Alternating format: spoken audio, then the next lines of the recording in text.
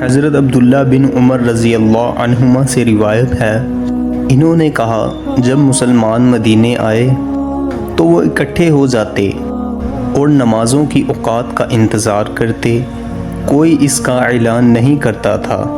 ایک دن انہوں نے اس کے بارے میں گفتگو کی تو بعض نے کہا عیسائیوں کے گھنٹے کے مانند ایک گھنٹہ لے لو، اور بعض نے کہا یہودیوں کے کرنے جیسا کرنا۔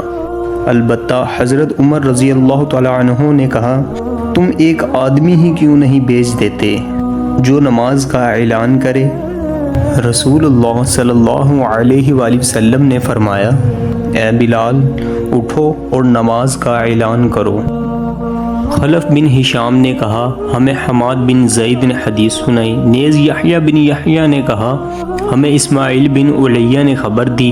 ان دونوں یعنی حماد اور یحییٰ نے خالد حذا سے، انہوں نے ابو قلابہ سے، اور انہوں نے حضرت انس رضی اللہ تعالی عنہ سے روایت کی۔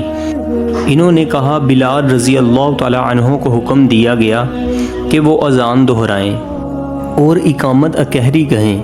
یحییٰ نے ابن علیہ سے بیان کردہ اپنی روایت میں یہ اضافہ کیا، میں اسماعیل نے یہ روایت ایوب کو سنائی تو انہوں نے کہا اذان دہرائیں اقامت کے سوا۔